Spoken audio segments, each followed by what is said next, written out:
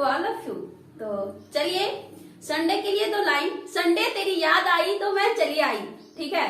तो चलिए, संडे को स्पेशल बनाने के लिए स्पेशल है ना टॉपिक्स हम लोग लेके आए हैं। तो चलिए, संडे को और स्पेशल बनाने के लिए हम स्पेशल पर्सन को इनवाइट करती हूँ।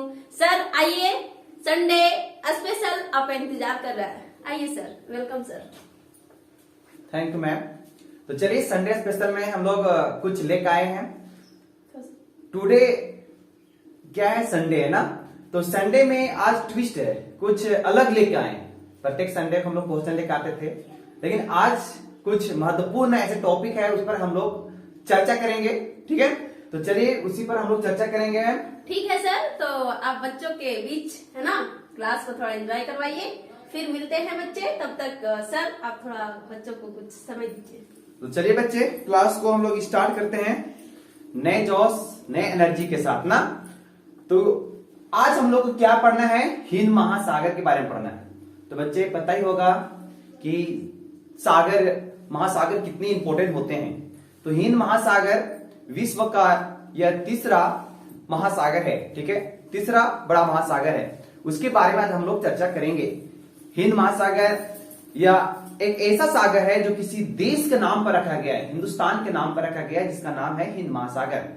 इनसे जुड़ी कुछ महत्वपूर्ण बिंदु है, उसके बारे में आज हम लोग चर्चा करेंगे बच्चे। तो चलिए, क्या है इंपॉर्टेंस।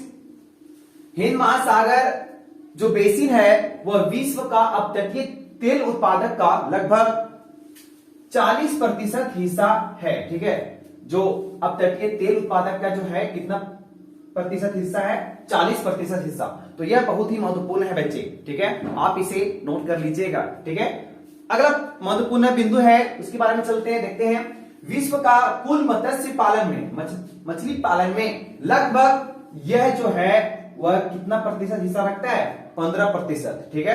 15% जो हिस्सेदारी है इसकी विश्व में मत्स्य उत्पादन में है, ठीक है। इस महासागर से कितना प्रतिशत मछली उत्पादन होता है, 15%, ठीक है, ये याद रखिएगा।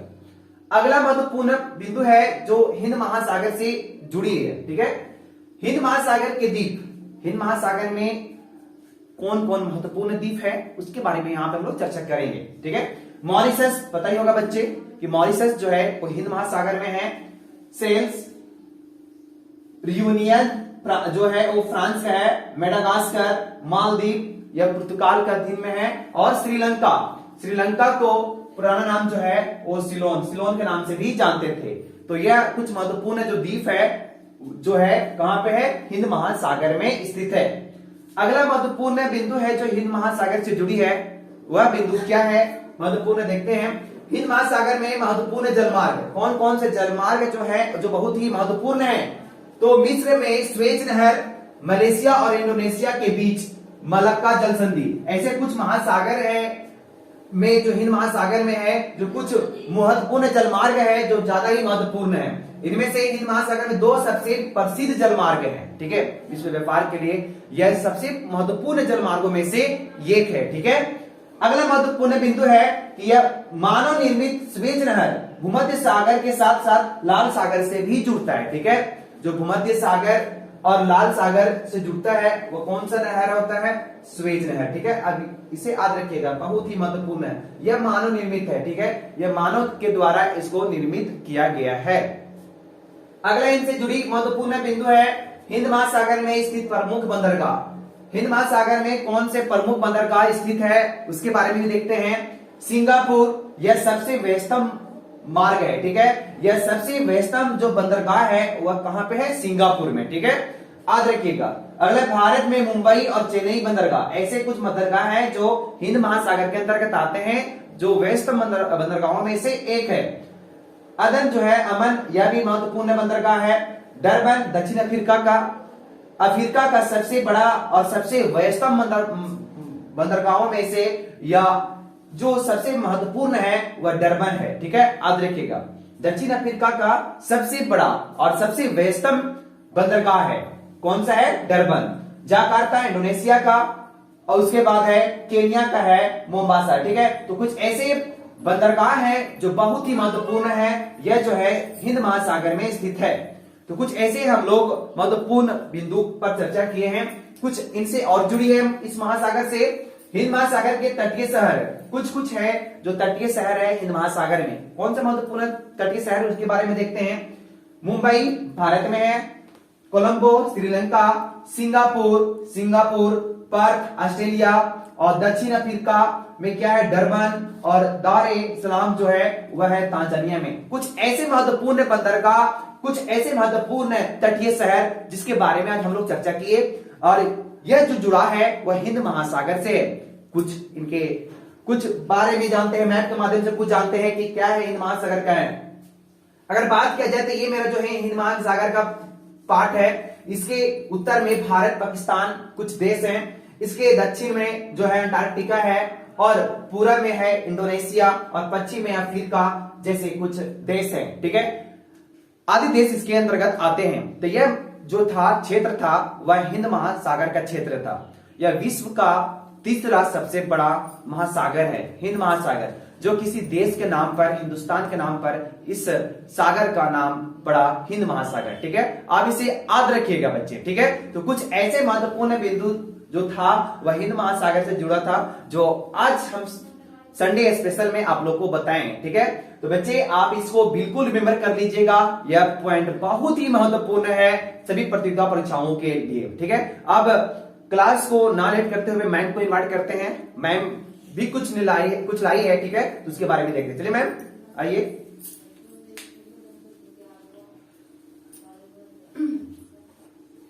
थैंक यू सर, आप बच्चों के बीच अपना बहुमूल्य समय दिए, है ना। बहुत बहुत धन्यवाद सर। ऐसे ही बच्चों को उत्साहित करते रहिए, है ना। तो बच्चे जैसा कि सर बताएं आज, है ना, तो क्या आप इसका स्क्रीनशॉट किए हैं? नहीं, चलिए पहले इसका स्क्रीनशॉट कीजिए, फिर आगे बढ़ते हैं हम लोग।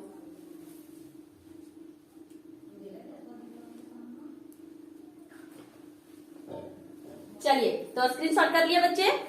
तो जो सर बता रहे थे ज्योग्राफी का पार्ट था, है ना, इसमें जो मैप होता है बच्चे वो बहुत इंपॉर्टेंट होता है। ठीक है, तो ज्योग्राफी का किसी भी चीज को पढ़ने के लिए हमको क्या जरूरत है? मैप की जरूरत है। तो आप लोग ज्योग्राफी पढ़ने से ज्यादा मैप पे केयर कीजिए। ठीक है, तो चलिए फिर हम आते हैं अपने सेशन को फिर से स्टार्ट करते हैं नए तरीकों के साथ। तो ठीक है बच्चे, तो चलिए देखते हैं वन वन करके हम लोग, है ना। तो बच्चे जो आज हम लेके आए हैं, है ना, वो स्पेशल तो है ही संडे, है ना, तो स्पेशल थिंग्स और स्पेशल क्वेश्चंस लेके आए हैं आपके सामने। ठीक है, चलिए तो फर्स्ट जो क्वेश्चंस है वो टेंस से रिलेटेड है ना। हम लोग टेंस का क्लास किए थे, सिंपल प्रेजेंट टेंस का क्लास किए थे, है ना, और प्रेजेंट परफेक्ट टेंस का क्लास किए थे। तो उसी से रिलेटेड जो है वो क्वेश्चंस लेके आए हैं। चलिए पहले उसको सॉल्व करते हैं, देन आगे बढ़ेंगे। ठीक है, चलिए बच्चे देखिए इसमें क्या करना है बच्चे कि ये जो है सो वो किस टेंस का है। ओके, ध्यान से सुनिएगा, ये किस टेंस का है, पहले उस चीज को आइडेंटिफाई करना है। उसके बाद इसका जो वर्ब दिया हुआ है ना उसको चेंज करना है उसके हेल्पिंग वर्ब के साथ। ठीक है, तो चलिए माइंड लगाते हैं, दिमाग लगाते हैं, और पहले जानते हैं कि किस टेंस का है। देखिए, she go to the cinema every Sunday. ठीक है बच्चे, तो हम बताए थे जब टेंस पढ़ा रहे थे ना, तो सिंपल प्रेजेंट टेंस के स्ट्रक्चर्स को बताए थे, उसको पहचानने की विधि को बताए थे, है ना। उसके बाद प्रेजेंट कंटिन्यूअस टेंस के भी पहचान को बताए थे और उसके स्ट्रक्चर। चलिए एक बार इसको रिकॉल कर लेते हैं जल्दी से। तो सिंपल प्रेजेंट टेंस में क्या बताए थे कि जहां रेगुलरिटी बना रहे, है ना, उसको उस टेंस को हम क्या समझेंगे कि सिंपल प्रेजेंट टेंस का है। या फिर एक और बताए थे कि जिस वाक्य के अंत में, है ना, ता है, ती है, ऐसा कुछ बताए थे। ठीक है, तो बच्चे वो टेंस होता था सिंपल प्रेजेंट टेंस का। उसका जो स्ट्रक्चर था वो क्या था? सब्जेक्ट प्लस V1 या V5 प्लस ऑब्जेक्ट। और V1 और V5 किस पे डिपेंड करता था? तो सब्जेक्ट पे डिपेंड करता था कि सब्जेक्ट अगर थर्ड पर्सन का सिंगुलर नंबर है तो V5 यूज करेंगे, और अगर फर्स्ट पर्सन और सेकेंड पर्सन का सिंगुलर प्लूरल हो तो क्या यूज करेंगे, V1 यूज करेंगे। तो इस चीज को हम लोग पढ़े थे, थोड़ा रिकॉल कर लेते हैं। उसके बाद प्रेजेंट कंटिन्यूअस टेंस के बारे में भी क्या पढ़े थे कि subject plus is RM plus V4 plus object. ये इज RM किस पे डिपेंड करेगा, तो सब्जेक्ट पे डिपेंड करेगा। अगर subject he see it name रहे तो इज यूज करेंगे, है ना। आई रहे तो एम यूज करेंगे और बाकी जो प्लूरल थिंग्स रहे उसके साथ आर यूज करेंगे। ठीक है, तो ये सब बातों को हम पढ़े थे, अध्ययन किए थे, स्टडी किए थे। चलिए अब वन बाय वन क्वेश्चंस को हम लोग सॉल्व करने का कोशिश करते हैं, ट्राई करेंगे। जैसे फर्स्ट है she go to the cinema every Sunday. सबसे पहले ये किस टेंस का है, देखिए बच्चे यहाँ पे क्या फील हो गया, एवरी संडे मीन्स प्रत्येक संडे वह सिनेमा घर जाता है ना।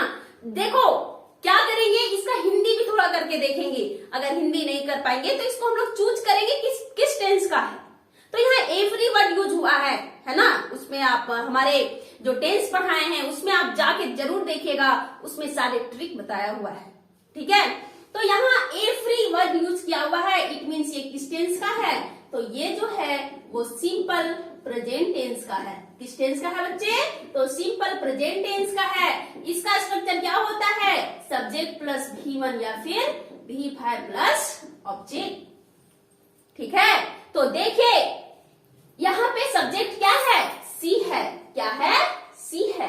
अब देखिए सब्जेक्ट के बाद V1 या V5 तो सी के साथ कौन सा वर्ब फॉर्म यूज होगा, वेरी गुड, V5 यूज होगा। तो गो का V5 क्या होता है, गोज होता है। ठीक है, और to the cinema every Sunday. कोई दिक्कत बच्चे, इट मीन्स इसमें क्या करना था, किस टेंस का है, जिस टेंस का है उसकी, है ना, उससे रिलेटेड उसका क्या वर्ब फॉर्म यूज होगा, क्या हेल्पिंग वर्ब यूज होगा, उसको चेंज करना था। ठीक है, चलिए अब हम लोग आते हैं नेक्स्ट क्वेश्चन की ओर। तो बताए थे कि जिसमें रेगुलर वर्ड यूज रहेगा, ऑलवेज वर्ड यूज रहेगा, है ना, तो वो सब जो है वो सिंपल प्रेजेंट टेंस का होता है। ठीक है, तो हम लोग सेकेंड क्वेश्चन की ओर बढ़ते हैं और देखिए क्या है, सी ऑलवेज हेल्प मी।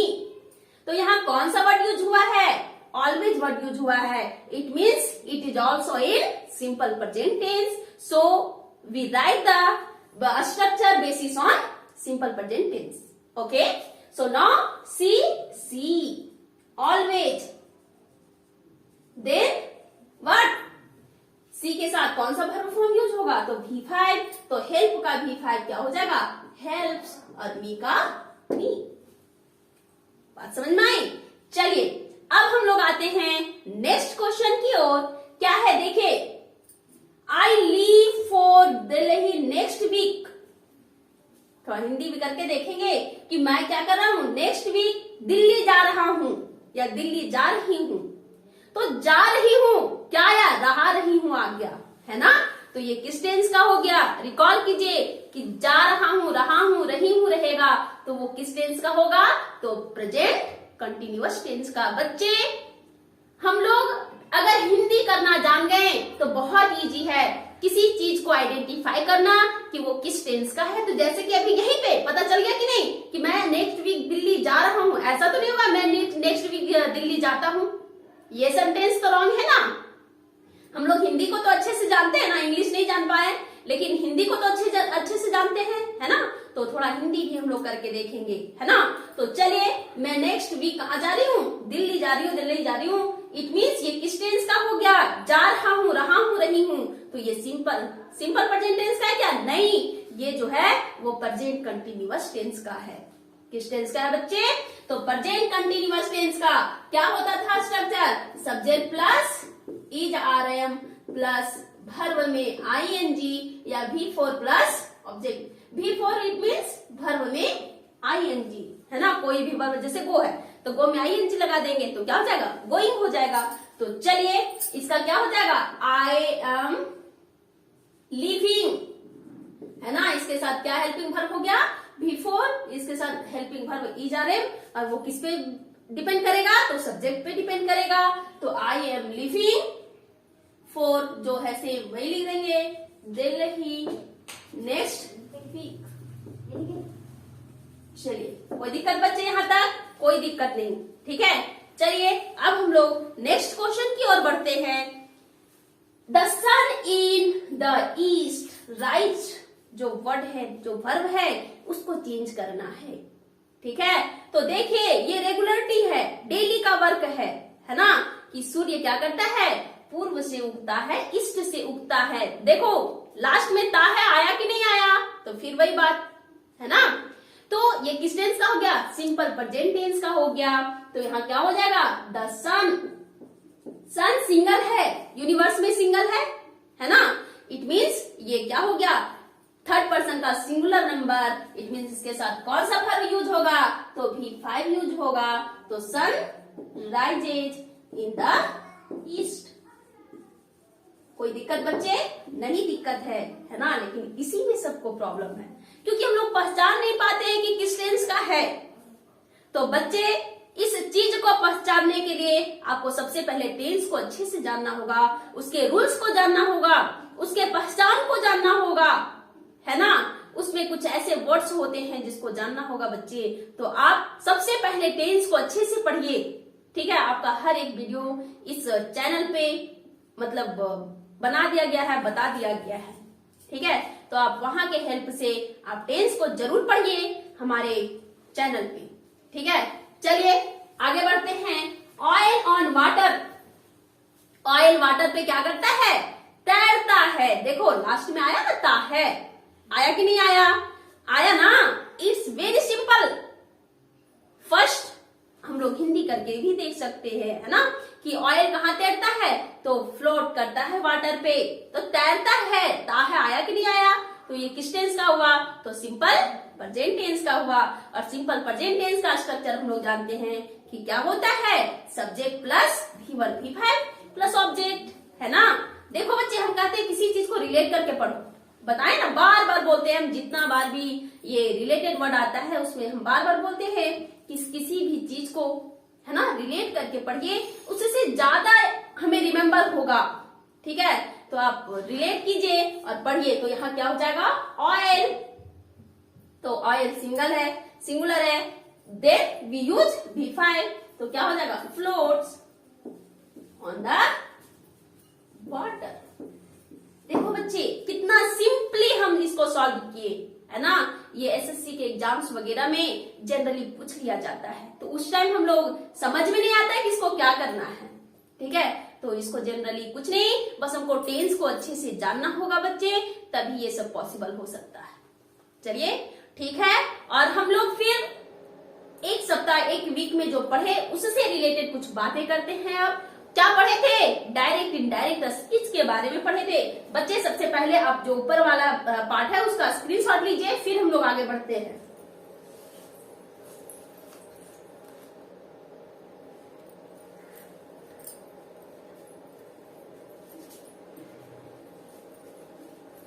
चलिए तो आप इसका स्क्रीनशॉट ले लिए।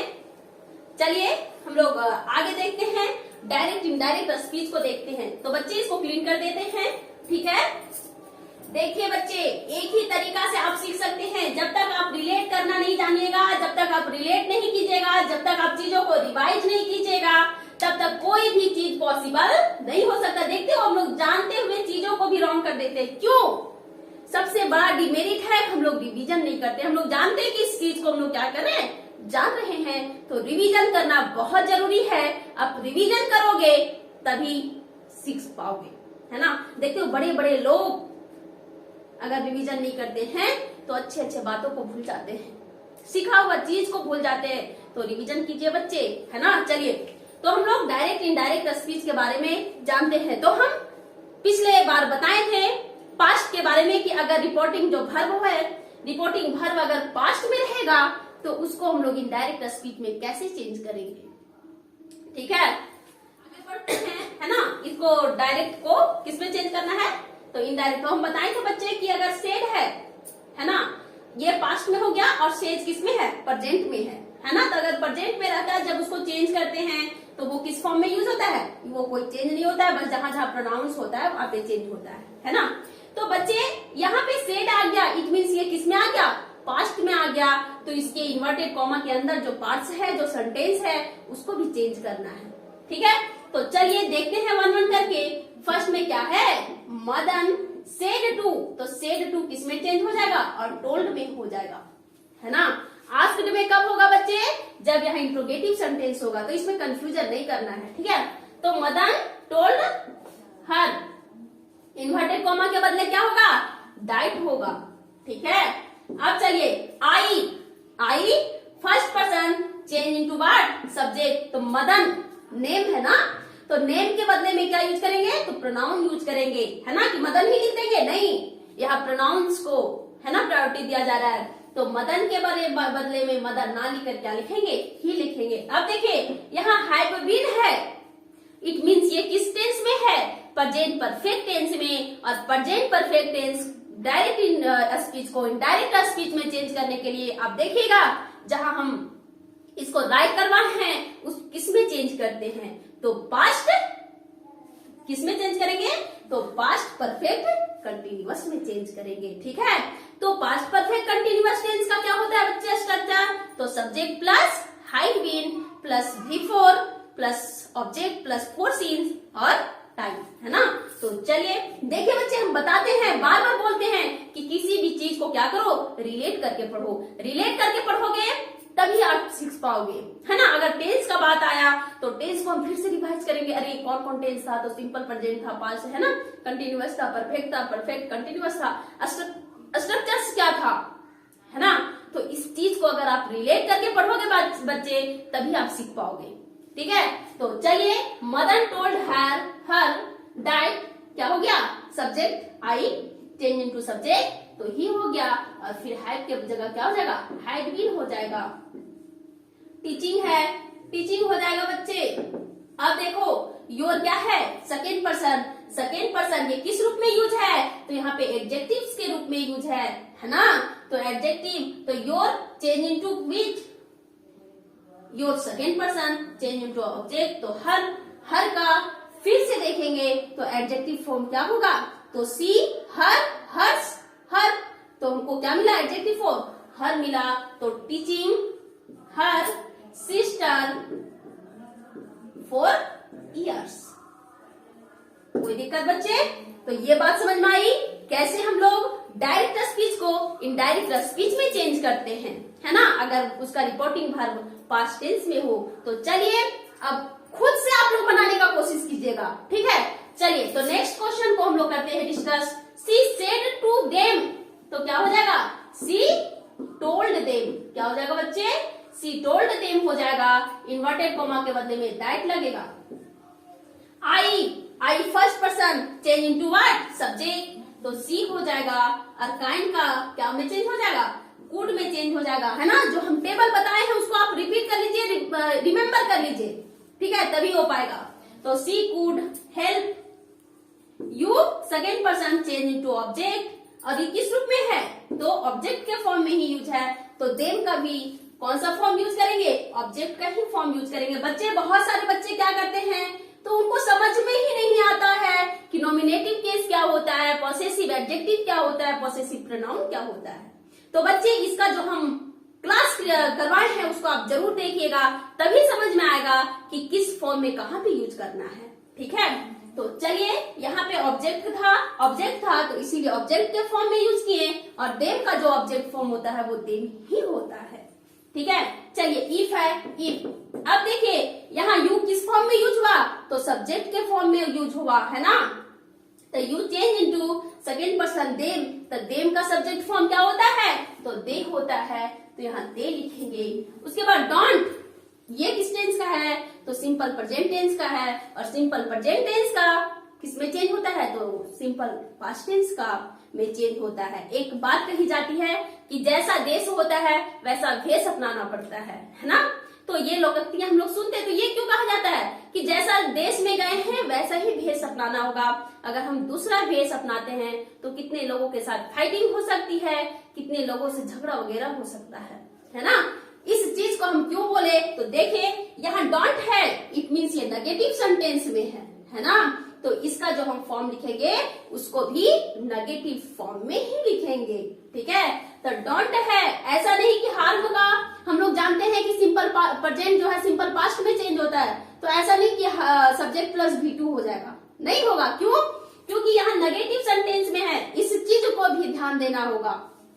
तो डोंट, ये सिंपल प्रेजेंट टेंस का है, तो सिंपल पास्ट में नेगेटिव का क्या होता है स्ट्रक्चर बच्चे? तो सब्जेक्ट प्लस डिडंट या डिड नॉट प्लस V1, तो यहाँ डू नॉट के जगह क्या लिखना होगा? डिडंट लिखना होगा। ठीक है। फिर हार्म और मी क्या है? First person change into object, नहीं subject. First person change into what? Subject. Subject क्या है? तो सी है, और यहाँ पे किस फॉर्म में यूज हुआ है? तो ऑब्जेक्ट के फॉर्म में यूज हुआ है, तो सी को हम लोग ऑब्जेक्ट के फॉर्म में क्या लिखेंगे? हर लिखेंगे। चलिए अब करते हैं अगले क्वेश्चंस को। अगला क्या है? ही सेड टू मी, तो क्या हो जाएगा? He told me that I, first person है ना, तो first person change into what? Subject. Subject क्या है? तो ही है। अब वांटेड V2 यूज है, देखिए बच्चे V2 यूज है, तो ये किस टेंस का हो गया? तो सिंपल पास्ट टेंस का हो गया। और सिंपल पास्ट टेंस किसके अनुसार चेंज होता है? Very good, past perfect tense के अनुसार चेंज होता है। और पास्ट परफेक्ट टेंस का स्ट्रक्चर क्या होता है? तो सब्जेक्ट प्लस हाइड होता है, तो यहाँ ही हाइड, फिर V3, तो वांट का वांटेड हो जाएगा। टू हेल्प यू, यू क्या है? तो यू क्या है बच्चे? सेकेंड पर्सन, तो second person change into object, तो मी का मी हो जाएगा। देखो एक वर्ब फॉर्म की बात कर रहे हैं, तो आप लोग को बार बार बोलते हैं वर्ब फॉर्म रिमेम्बर कीजिए। जब तक आप वर्ब फॉर्म नहीं रिमेम्बर कीजिएगा, ना आप टेंस सीख पाइएगा, ना वॉइस को जान पाइएगा, ना डायरेक्ट इनडायरेक्ट स्पीच को जान पाइएगा। तो बच्चे सबसे पहले आप वर्ब फॉर्म जरूर रिमेम्बर कीजिए। चलिए तो 3 नंबर क्वेश्चन हम लोग देख लिए, अब 4 नंबर चलिए बनाते हैं। He said I had been waiting for today। देखिए बच्चे एक बात यहाँ आई कि ये सब में देखिए ऑब्जेक्ट है कि नहीं है, लेकिन यहाँ पे कोई भी ऑब्जेक्ट नहीं है ना। जब कोई भी ऑब्जेक्ट नहीं है, तो ये जो सेड टू को हम लोग टोल्ड में कन्वर्ट करते हैं। अगर सेड टू के बाद अगर कोई ऑब्जेक्ट ना हो, तो उसको सेड का ज्यों का त्यों ही लिखते हैं। कहने का मतलब हुआ कि सेड है तो सेड ही लिखेंगे। इसके बाद अगर ऑब्जेक्ट नहीं है, तो सेड को ऑब्जेक्ट में चेंज नहीं करेंगे। इन्वर्टेड कॉमा के बदले दैट हो जाएगा। और I first person change into subject, तो ही, ठीक है। और हैड बीन किसमें है? तो पास्ट परफेक्ट कंटिन्यूअस टेंस में, और past perfect continuous tense change नहीं होता है, तो he had been waiting for 2 days हो जाएगा। ठीक है, बताए थे ना कि पास्ट परफेक्ट कंटिन्यूअस टेंस किसी में चेंज नहीं होता, फ्यूचर वाला पार्ट किसी में चेंज नहीं होता है ना। तो चलिए तो इस चीज को देखिए, ही हैड बीन वेटिंग यहाँ क्यों नहीं चेंज किए? क्योंकि ये पास्ट परफेक्ट कंटिन्यूअस टेंस का था, और पास्ट परफेक्ट कंटिन्यूअस टेंस का जब हम लोग डायरेक्ट से इनडायरेक्ट स्पीच में चेंज करते हैं, तो कोई भी चेंज उसके हेल्पिंग वर्ब में या उसके वर्ब में कोई भी चेंज नहीं होता है। तो इसीलिए हम आपको इस एग्जांपल्स को लिखे थे बच्चे, ताकि आपको ये कंफ्यूजन ना रहे कि यहाँ सेड के बाद हम लोग डायरेक्ट दैट क्यों नहीं लिखे, और सेड की जगह हम लोग टोल्ड यूज क्यों नहीं किए। समझ में आ गया? क्यों? क्योंकि इसके बाद जो है वो कोई भी ऑब्जेक्ट नहीं है। चलिए हम लोग लास्ट क्वेश्चन, इस सेशन का लास्ट क्वेश्चन लेके आए हैं, उसको थोड़ा डीपली देखते हैं, ध्यान से देख लेते हैं। सी सेड टू मी, तो क्या हो जाएगा? सी। अब देखो यहाँ चेंज होगा कि नहीं? हाँ, क्योंकि यहाँ सेड टू के बाद क्या है? ऑब्जेक्ट है, तो सी टोल्ड मी, ठीक है। इन्वर्टेड कॉमा के बदले क्या हो जाएगा? तो दैट हो जाएगा। अब देखिए आई सब्जेक्ट है ना, आई किसके अनुसार चेंज होगा? फर्स्ट पर्सन सब्जेक्ट के अनुसार, तो सी हो जाएगा। फिर वही जैसा भेष है ना, वैसा भेष करना पड़ता है, जैसा देश वैसा भेष। तो यार डोंट है, तो ये नेगेटिव सेंटेंस है, और सिंपल प्रेजेंट है, जिसको किसमें चेंज करेंगे? सिंपल पास्ट में, तो डोंट का क्या हो जाएगा? डिडंट हो जाएगा। ठीक है। फिर लाइक है, लाइक हो जाएगा। You second person change into object, object में मी है, यहाँ देखो किस फॉर्म में यूज करना है? तो ऑब्जेक्ट यहाँ तक एक क्वेश्चन है ना, तो ये ऑब्जेक्ट के फॉर्म में यूज है, तो मी का भी ऑब्जेक्ट फॉर्म मी ही होगा। उसके बाद बिकॉज होगा। फिर क्या है? यू यहाँ सब्जेक्ट के रूप में यूज है, ध्यान से। तो you second person change into object. तो मी का सब्जेक्ट क्या होगा, आई, माई, माइन, मी होता है ना, तो मी का जो है वो सब्जेक्ट फॉर्म क्या होगा, आई होगा। फिर क्या है, आर नॉट रिच, है ना, यू आर नॉट रिच। तो देखो ये किस में है, पास्ट में, तो यहाँ ईज आर एन को भी बदलना, चेंज करना होगा कि नहीं करना होगा। तो ईज आर एन किस में चेंज होता है, तो आप उस टेबल में देखिएगा, ईज आर एन जो है वो वाज वन में चेंज होता है। तो आई के साथ क्या राइट होगा, वाज राइट होगा। उसके बाद नॉट रीच, तो सिंपल लिख देंगे नॉट रीच। बच्चे ये बहुत इंपॉर्टेंट क्वेश्चंस थे, है ना। अगर हमें अब डिस्कशन करना बहुत जरूरी है, ठीक है। अगर हमें इजिली किसी चीज को समझना है, ठीक है, सीखना है, तो उसके लिए आपको डिस्कस करना होगा। तो इसीलिए हम डिस्कशन क्लास ही लेके आते हैं। तो बच्चे इसको आप बनाइएगा, और जहां नहीं समझ में आएगा वीडियो को पॉज कीजिएगा और फिर से उसको सुनिएगा, ठीक है, कि हम क्या बोलते हैं, और उस तरीके से आप समझने का कोशिश कीजिएगा। तो चलिए बच्चे, आज का सेशन यहीं स्टार्ट होता है, इन होता है। तो हम थैंक्स वोट करने के लिए सर को भी इनवाइट करती हूँ कि सर आइए और बच्चों के बीच दो शब्द रखिए आज के सेशन को, आज के संडे को स्पेशल बनाने के लिए। तो चलिए बच्चे, क्लास तो हो गया भरपूर, क्लास को एंजॉय किए होंगे बिल्कुल। तो संडे स्पेशल में हम लोग कुछ महत्वपूर्ण प्रश्न हैं, कुछ महत्वपूर्ण इंपॉर्टेंट पॉइंट होते हैं वो लेके आते हैं, ठीक है।